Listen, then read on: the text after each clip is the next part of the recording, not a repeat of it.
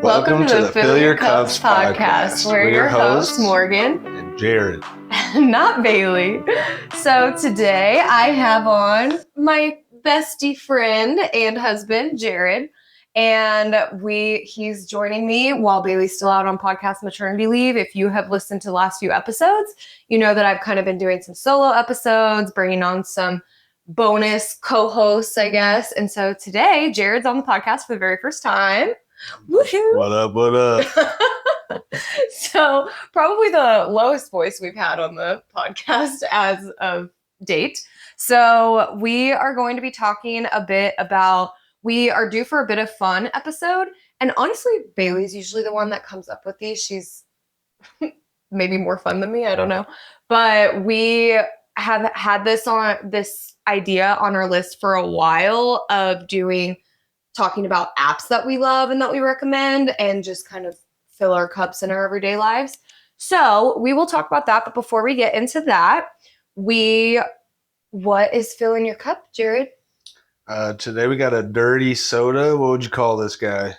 Yeah, it on the internet, it said it was like the classic dirty soda. The classic. So we got the classic today. Yeah. So it's Coke Zero, cream of coconut, heavy whipping cream, and lime. So I think it's pretty good. Yeah, I like it. Yeah. It's good. And it leads us well into our shout out. Yep. So this dirty soda is inspired by Benjamin Bruce and his child Xander. Shout out to both of them. Oh, yeah. We got to meet one of our best friends for a long time. And Shaylin, I guess we have to say. We can't leave the mom out. Yeah. I think they're all listeners. Well, Xander definitely is. But we got to visit them. We've had so many people in our lives have babies recently. And we brought them some food. And they made us these yummy dirty sodas, which we had never had. But the hype we've been curious about them because there's been a lot of hype around them. So Ben made us this dirty soda. So shout out to Ben, and then bonus shout out to Shaylin and Xander. So moving on to the episode, I usually share about how we came across this idea. So actually a long time ago, we had people submit ideas, or sometimes on our Instagram or something, people will just send us a DM or shoot us a text whenever they have ideas about the podcast. So super open to ideas if you guys have something that you are interested in us talking about. But it was my friend Haley Kirkham. You know her. I know Haley for sure. Yeah. So she had suggested a few different ideas, and we've done one or two of them before. But this one was just kind of apps that help you in your everyday life, apps that we would recommend. Specifically, phone apps is what we're talking about.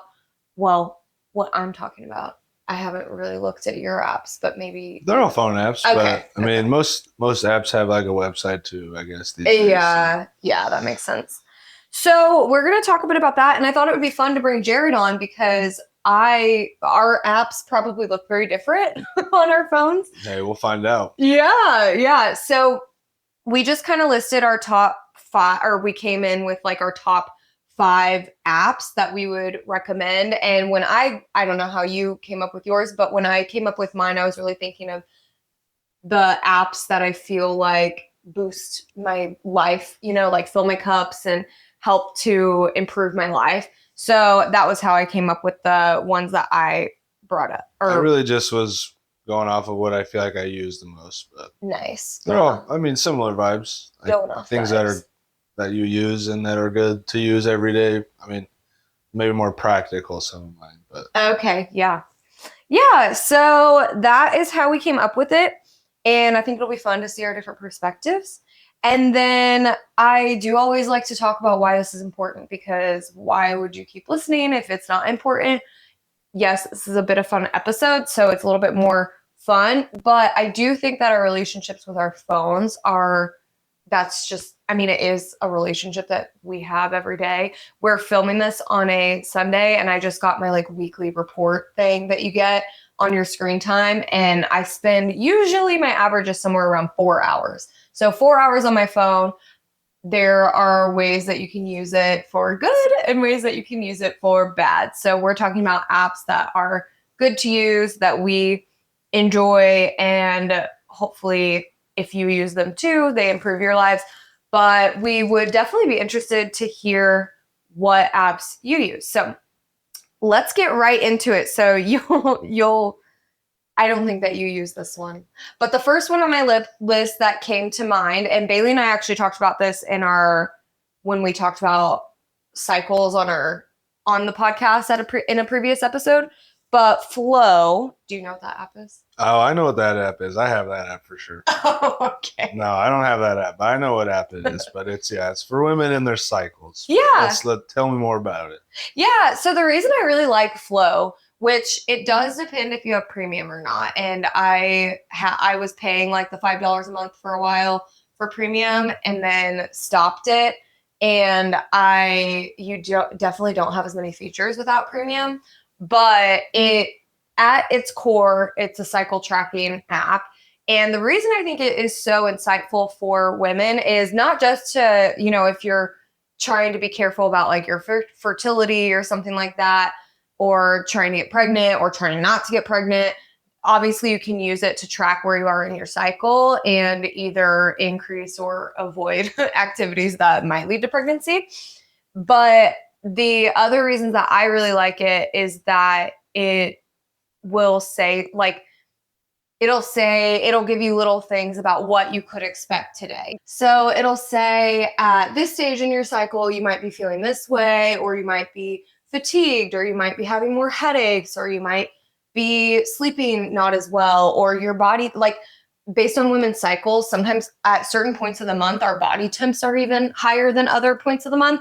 So it might be harder to sleep if even though a week before your body temp might be 1 or 2 degrees higher than usual. And so the temperature that you sleep at night with might need to adjust as well. So I really like it for that reason. I think more than just, I mean, at its core, it's cycle tracking, which I think is helpful for any woman, and man, actually, they do have a partner function. So you can share it with your partner so that your partner can also see where you're at in your cycle. Wow, what am I doing? Yeah, I've never done that. But yeah, I just think it's really insightful and really helpful for me, and definitely is something that I enjoy looking at and getting just data or information from. I try not to look at it earlier in the day because I don't want to look at it and it's like, you might be moody today. And then it's like the whole, what's that called? Self-fulfilling prophecy. Like, oh, I might be moody today, and then now I'm moody because it told me. So anyway, so that would be my first app. What is your first app? Yeah, well, just before I talk about my app, that's cool. I feel like health apps, all that type of stuff is pretty, I don't know, on the rise, but I feel like it makes sense, like to track, I don't know, more small bits of information about your body and your health to get like a more complete picture. Yeah. So I think that stuff's definitely pretty cool. Do you have any health apps? I mean, I've been using the health stuff on iOS. I've told you about, like for my sleep. And oh yeah. It does like some of the sound alerts that we laugh at, like when we're at loud events and things. Oh yeah. Yeah, I feel like, I mean, just tracking more things, small information about your body, or just maybe even things that are abnormal, like I know the health app will tell you like, oh, your vitals were different last night, which it's like maybe you're sick or something. So I feel like as that stuff gets smarter, it's definitely just good information. Yeah. Sometimes it's annoying probably to put it all in. Maybe Flow's pretty automatic for you based off like the dates or something. Yeah, the stuff that you put in is optional, but when you start your period, that's when you say like, this is when I started my period. And then it bases the days of your cycle off that. So it is pretty automatic. There are optional things you can put in, like you can track when you've had sex, you can track when you're feeling a certain way, or, there's a lot of optional tracking that you can do. But for the most part, if you just put in like the first day of your period, it's going to tell you your cycle days and where you're at. Yeah, I feel like a lot of that stuff will be great just to give us a more complete, like holistic health benefits. So that's cool. But yeah, for me, my first app I put is called the Waking Up app.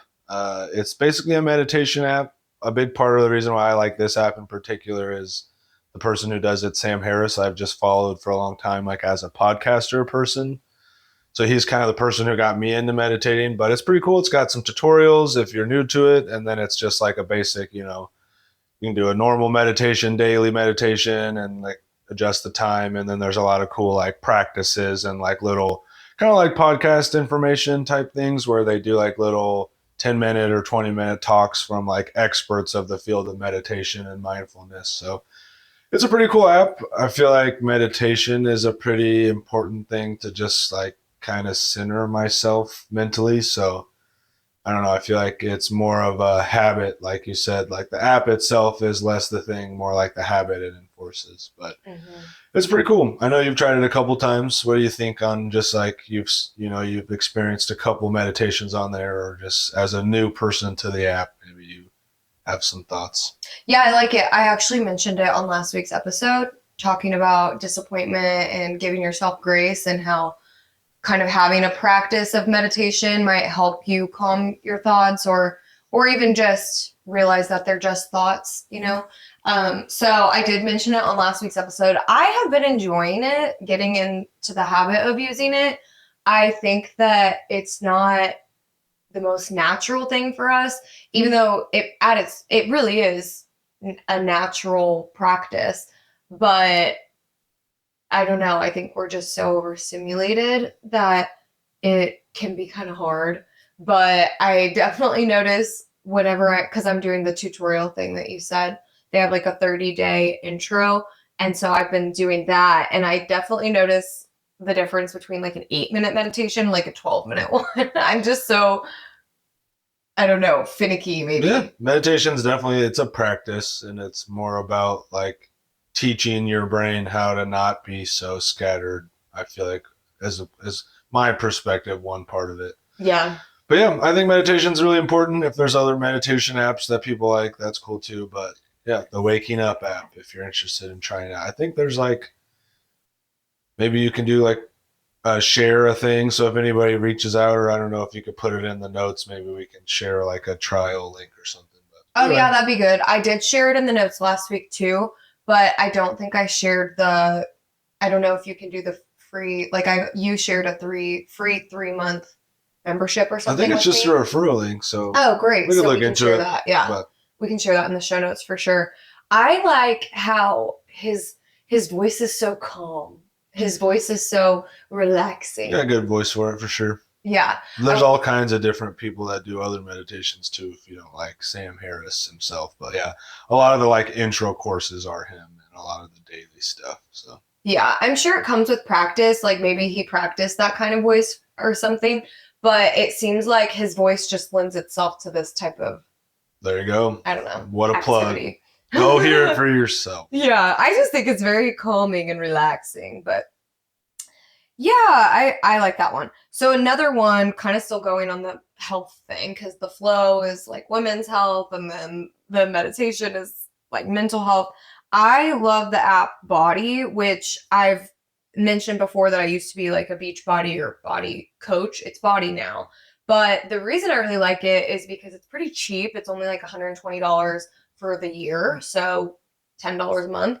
And it houses so many programs, so workout programs, but then also tons of recipes and like nutrition programs that you can follow. And I feel like it's just so easy that when I wake up in the morning, I just open it. And because they're programs, Morgan and I just did an episode on staying active, and I talked about it a little bit, but really the benefit of having all of the programs housed there is that you can just start a program, and instead of like getting on YouTube and searching for something free and spending 20 minutes trying to find the thing that you want and work the thing that you want and whatever, on Body you can just like choose a program, and then each day it's easy for you. It's, I guess, like you said earlier, maybe automated is the. Yeah, you just pick a routine, and it's You don't have to set it up yourself. You just watch it in sequence. Yeah, so I've been doing that for 5 years, like since we were in Yeah, our you've been doing it a long apartment. time.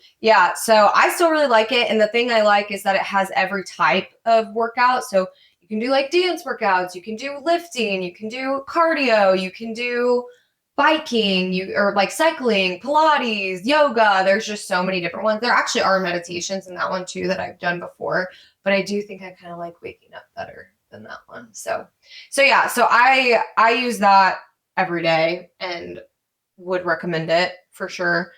And I don't know, I think there are other fitness apps, but ultimately just finding one that works well for you, I think is key. Yeah. Body. Mm-hmm. Nice. It's a good choice. Yeah. For me, my next app is a little bit different than the health trend, I guess, so far. So the app I picked for this one is Coinbase. So I don't know, you guys maybe are a different audience of people, but I'm sure most everyone's heard of Bitcoin and cryptocurrency. But the thing that's cool, or at least notable to me about Coinbase, is it's a really nice app just from like an app perspective. You pretty much just log in, make an account, and then if you want to buy and trade crypto, it's super easy, and you just literally type in a couple things and buy stuff. That can be like maybe a negative for some people, but mostly for me, I just use it as like my way to buy crypto as like an investment. So You feel like it's pretty accessible for someone who like doesn't really get cryptocurrency? I mean, you really don't need to understand cryptocurrency. You could think about it like just like buying anything else. Like you can literally just link your account and then buy Bitcoin, and then it tells you how much your Bitcoin is in your wallet. So it's like it doesn't have to get much more technical than just like putting some money in and having Bitcoin on your Coinbase account. If you wanted to do more than that, you could definitely do way more than that in the crypto world, like if you're interested. But I pretty much just treat Coinbase as like a investment app for crypto. Like I put some money in each month or each paycheck. I buy a little bit of Bitcoin, and that's pretty much all I do. So like for me, obviously Bitcoin's a lot higher now than when I started buying it. So it's been a good investment. But the thing that I'm saying is cool about Coinbase is it's just like a really nice user friendly app. It explains a lot of the things. Like if you have questions, there's like little guides and videos you can watch. So just like if you're interested, I try to get people, if you wanted just to buy a tiny bit at a time, even as just like not even like a super big investment of your money, just like as being exposed to it, I feel like it's pretty interesting. But obviously there's a lot of stuff you could talk about with crypto. So mostly I just think if you're interested and you wanted to just like invest a little bit into cryptocurrency, I would recommend Coinbase for that use case. You can buy like all kinds of different cryptocurrencies, like all the ridiculous ones like Dogecoin and all that stuff that Elon Musk talks about, but I don't really use it that way. I just kind of use it as like a simple put a little bit of money into Bitcoin type app. So do you do like you put a little bit in each paycheck? Or pretty much. I pretty much do maybe like once a month, maybe not every paycheck, but I know we share accounts, so I could have answered that myself, but I don't pay enough attention, I don't think. But for someone listening, because like for me, I've told you this before, and I know you kind of roll your eyes at me, but I'm like, cryptocurrency is like fake. It's out in the world. It's fake, it doesn't actually exist. So I don't think about, whenever I think about how much money we have, I never factor in like what we have in Coinbase or anything like that. But for someone listening, give me like the 2-minute or 30-second elevator pitch of why you should invest in crypto. I think crypto is just a cool technology that makes it so from like a software perspective, it's really easy to prove and share money and prove how you shared it. So that's where it's like, yeah, the price has gone up a lot and it might seem kind of crazy because it's a really weird space. Like there's a lot of publicity that's negative about it, but obviously Bitcoin itself, like it's never gone down, and you can like, even in a negative way, people can use Bitcoin to like do negative things, right? Like that's like, oh, hackers use Bitcoin. But that's honestly just proof of Bitcoin working.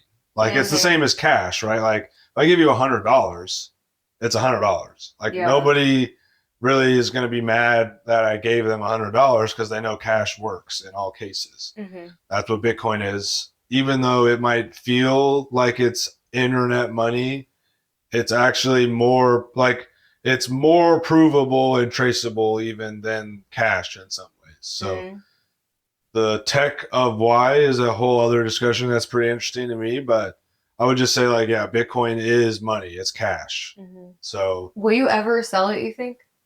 Probably not. From my perspective, it's just like if you had gold or like a gold bar or something. Like it's just like putting money away and putting it in savings or investment of just like a store of value.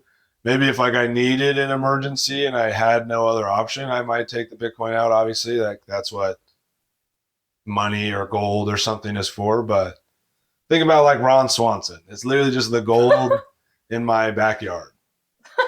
Like I don't want the government can't take my gold from the backyard.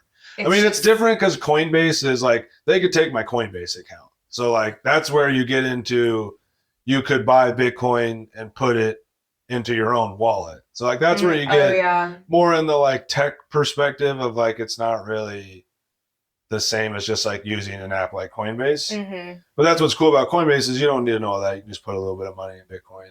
And then if you really get paranoid, like if I was super paranoid, you can buy a hardware wallet is what they call it. And then nobody else but me can use that wallet. And then even I could take all my money that's in crypto off Coinbase that's in Bitcoin and put it in my Bitcoin wallet that I manage. So like you have that option at any time with crypto. Yeah. But yeah, the short answer is Bitcoin is literally just money. It's the same as like $100 bill.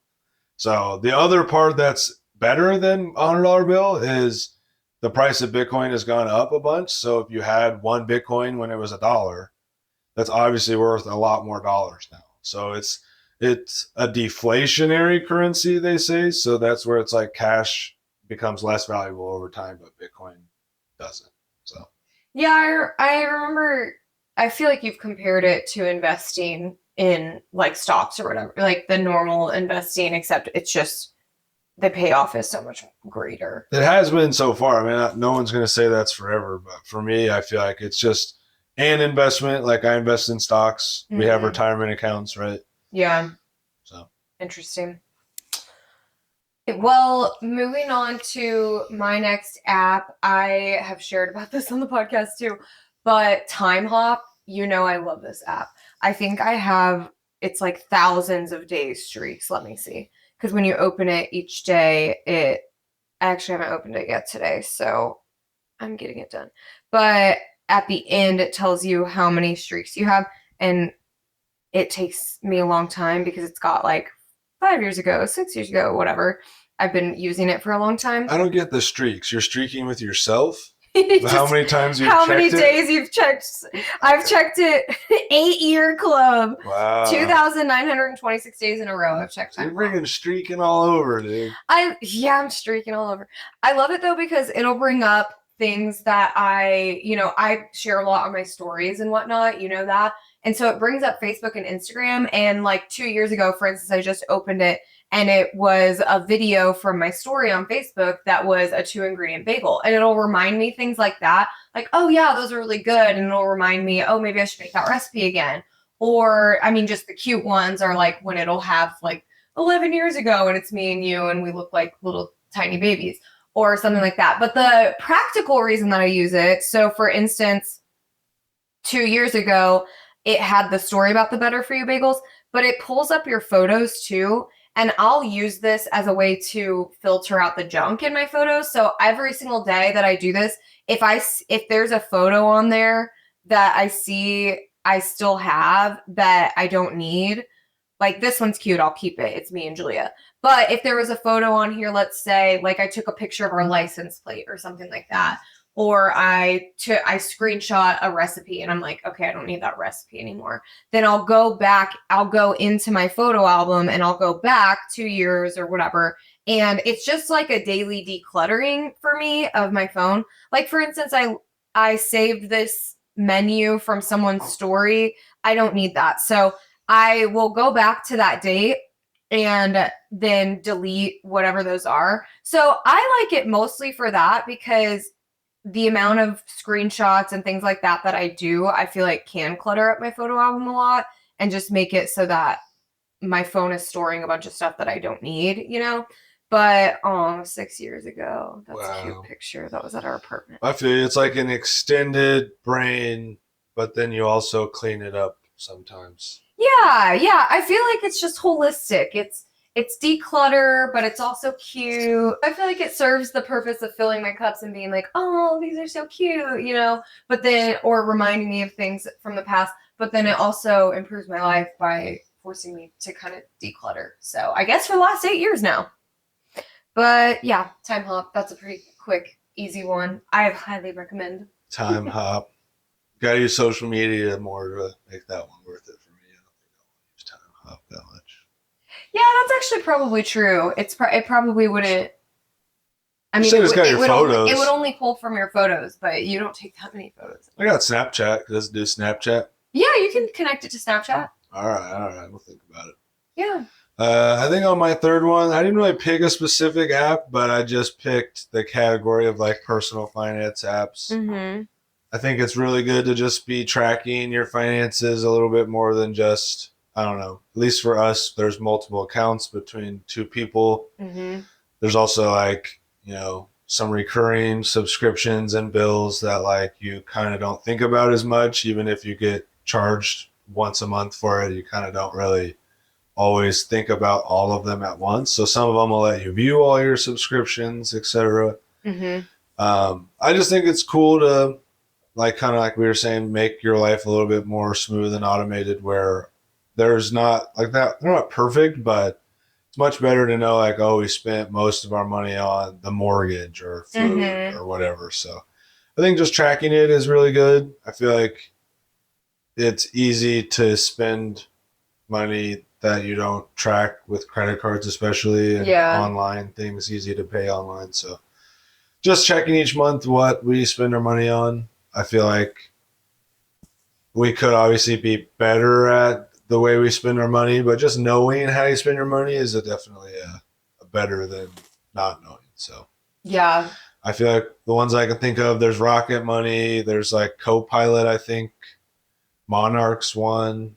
Okay. So there's a bunch. Yeah, you've been working on one, which is kind of fun. Yeah, and more coming soon. Yeah, I do think that it is helpful whenever you can look at kind of like the categories of what you're spending and if you're spending more than last month and that sort of thing. And I think that you're better at doing that than I am, but it's when you said like no, just knowing what you're spending it on, I feel like that's the case with anything that you want to improve. First, you have to know where your baseline is, like what is happening currently. So I like that one. That's a good example. And yeah, I guess you didn't have any specific ones, but we mainly use like the banking app and then the one that you're kind of working on. But my next one is Libby.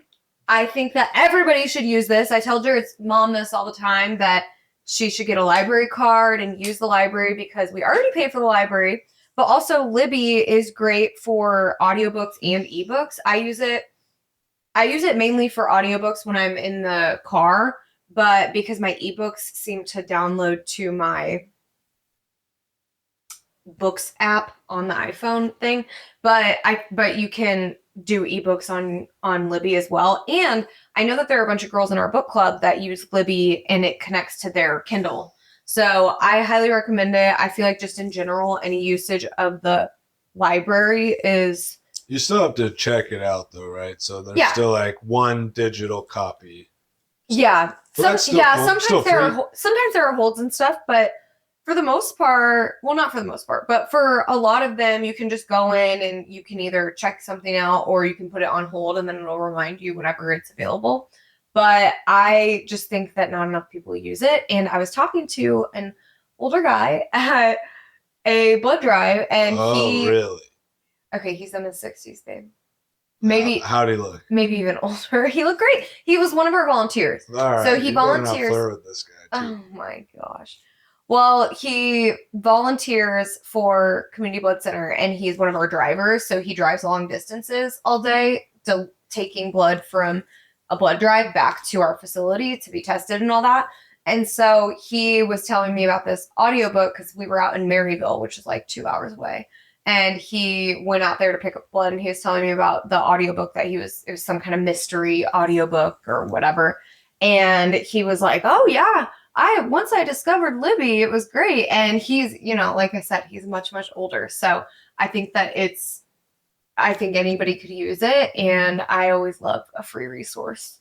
Yeah, we just went through all those books at my old childhood home at my dad's house. There's so many books that we bought that we probably could have just rented and I'm never going to read again. I will say there's some books like, you buy a book maybe you really want, but for the most part. The other thing, though, with the library you got to be careful of is you got to bring it back. I've been having that problem. Yeah, with physical books. But it is cool. Libby. Yeah, the thing about Libby, though, is as soon as it's due, they turn it in themselves. I can't have a late fee. Well, that's okay, I guess. But yeah, so that is my fourth one. Okay. My fourth one, we're taking it a little bit different here. I use this app probably, maybe not the most, but a lot of the time of what you said, the screen time is probably on this app. Really? Maybe not a lot of it compared to like, I use the web browser and stuff, but the one I put is Twitch TV. So probably some people that have people in their life who game a lot or like video games will know what Twitch is, but it's essentially the website where you watch other people play video games. Although nowadays, like, there's a lot of streams for like political debates and like some people watch, they call it IRL streams in real life, where people just stream them going throughout their day and doing things in person. There's like a big, I don't know, I can't think of the name, but there's a bunch of more popular streamers now that do just like ridiculous stunts and like celebrity appearances, and like this guy just broke the record having LeBron James shave his head. It was like the subscriber thing. So yeah, it's just video games pretty much for me. I watch people play video games, but it's super entertaining, I think. I don't know why I feel like it's just like a different form of entertainment than like a TV show because it's live, I guess. I don't know if you've ever watched a Twitch streamer, but what do you think? Would you I feel like maybe it'd make more sense. Like you could watch like a person you like who maybe like a podcaster would do like a Twitch stream of their live podcast or something. Like it doesn't have to be video games. It's really just like streaming yourself online at this point. But hey, let us know if you want a Fill Your Cups Twitch. There you go. You can do a Fill Your Cups Twitch stream with like a live Q&A. Oh, okay. Because then people literally, like your subscribers or whatever on this, you just link the Twitch stream. That's more what it's meant for, is like the live, you stream yourself, talk to your chat. Okay. Like we say in the songs, and like a lot of the popular people say like, what are you saying, chat? What do you think, chat? Yeah. Like some of that might be chat GPT, but some of that I think is Twitch culture, like online streamer culture. So it's definitely an entertainment platform, but it's almost more, I guess, authentic because it's like community building kind of. But yeah, like Ben watches a political streamer. Shout out to Ben, we said. Okay. Right? He watches some political streamers who their stream is mostly they will pull up clips and like, share the clip that's on their screen. Okay. Watch the clip and then react to it, and like their audience will be commenting in the Twitch chat, and they'll be like, well, what about this? And they'll be like, oh, well, that. And then like a lot of the clips you see, you've probably seen some of the clips with Hassan and his dog. You know what I'm talking about? There's this big you took my dog thing? No, there's this big controversy with a streamer with him on stream using like a collar to discipline his dog. Oh, okay.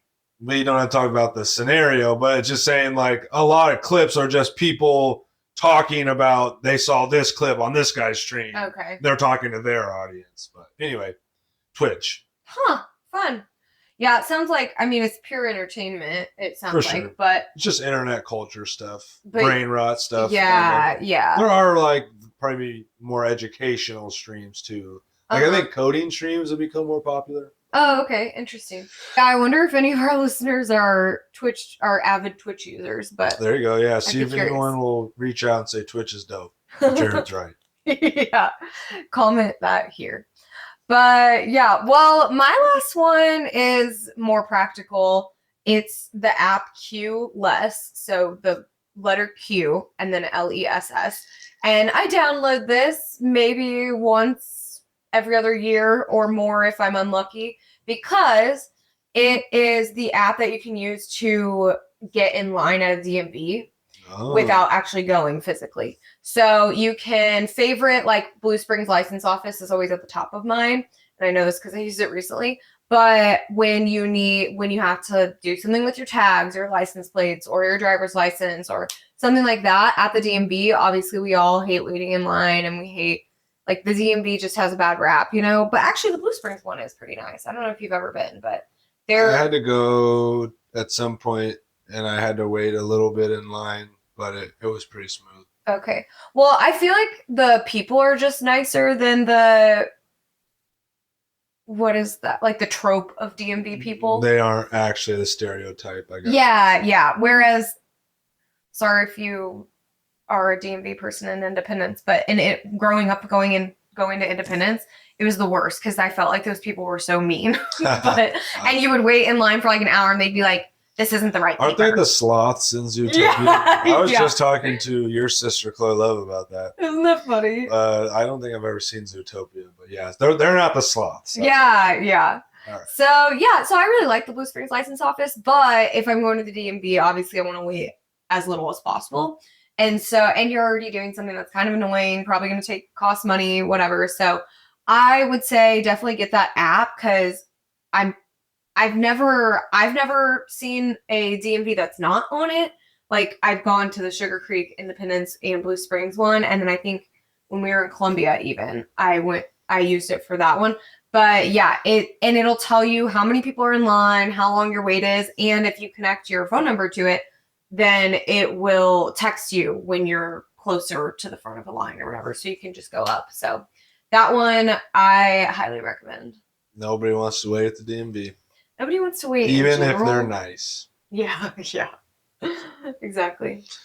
Cool. Well, my last one, I thought about putting ChatGPT because I think that one's pretty popular. A lot of people like that one, but to be a little more specific, I picked Perplexity. I've never heard of this. Cool. Perplexity is pretty similar. It's kind of like ChatGPT where you type in and it like types back to you things, but it's specifically focused on search. So like, Oh, it's a lot more focused on, hey, I really wanted to find this funny clip on YouTube, but I don't really remember exactly. It kind of, I remember this, so you can talk to it. oh, interesting. So it's really good. You can also just do like ChatGPT does this now, where you can say like, search the internet and give me this. But Perplexity is just like super focused on search with the AI stuff of these days. So I feel like it's pretty fun. If it's like you want to compare it to like a better Google search, you could try it out. I think even Google search now has like the little chat at the top. Yeah, like AI response overview. It's always wrong though. Not always. A lot of the time it's wrong. You got to be careful with the hallucinating, but Perplexity has been pretty nice in those situations for me where I really am looking for a specific random thing on the internet that I can't describe that well, but I can kind of describe it with words. Yeah, that actually sounds really helpful for a recall because we see so much stuff on our phone being like, "Oh, what was this thing?" I'd be really curious how effective it is at finding what you're looking for. Here, let's just try it out. I'll search Fill Your Cups podcast on Perplexity. We'll see what it says. But could you say, I don't know, could you say like something or look for something more specific? Help me find an episode of the Fill Your Cups podcast. What? Of the Fill Your Cups podcast where they talk about activity, I guess. Activity. Okay, we'll just see what it says. So it's just searching. It's looking through the Fill Your Cups podcast where they talk specifically about activity is one in which Morgan provides advice on staying active while Bailey is out on maternity leave. Wow. So that's what I'm saying. It's pretty cool. It's that good at searching. So it probably just searched for your podcast and then kind of filtered down based on what we asked it to do. But that's pretty cool. So Interesting. there you And then go. it has a link to Spotify. Yeah, you could click on that link. It's got episode details. Morgan and Bailey offer relatable personal stories and actionable advice for listeners. Open Spotify. So let's try it. Yeah, it's got Apple and Spotify. Let's see. Oh, cool. Did it pull it up? Let's see if it works. Yeah, Wow, look at that, dude. Jared's holding the phone up to the screen if you're watching on YouTube. For some reason, it is in a different language right here, but that seems like some weird bug of opening the link. That's hilarious. Yeah, Perplexity. Interesting. I'll have to download it and see if I like it. I do have ChatGPT as well. Yeah, and I use that a lot. Yeah, we've actually used it to help us write like outlines for episodes before and whatnot too, or help us if we're brainstorming to use it for that. So it is helpful if you are. I could be ChatGPT right now. Nobody would know. Oh my gosh, that's so creepy. Yeah. What? No, it couldn't mimic your voice that well. Who knows? I don't know. Yeah, but I do see the use in that. I think that would be super useful. So, well, I do feel like our list of apps were really different. And there's some common stuff, like we both have some like life conveniency things, like health tracky, like make our day-to-day a little bit more efficient. But yeah, most of mine were like finance. So yeah, I feel like you're a little bit more I like you show me the Timehop that you have, so I guess I get secondhand Timehop. Yeah. That's true. I do share a lot of the times whenever it's like 6 years ago and it's something cute. But yeah, well, I think I like all of your app suggestions. Maybe I'll check out Perplexity. I am curious for those of you that are listening, if you have any of these apps, if you like these apps, or if you're like, what? I can't believe they didn't talk about this app. It's the best app, whatever. I'd be curious, but I do think that in general, these apps are just kind of like filler cups in our everyday lives, they either improve our lives or make it more fun, So I appreciate you coming on and doing the episode with me. Yeah, thanks for letting me be a guest. Yeah, if you guys want more of Jared, let us know too. Try not to overflow with comments too quick. It's a small team, but I'll try to meet the demands. Okay, yeah. Well, we hope that you like this episode. If you do, please leave us a rating, review, and share with someone who could benefit from it. Cheers! Thanks, guys.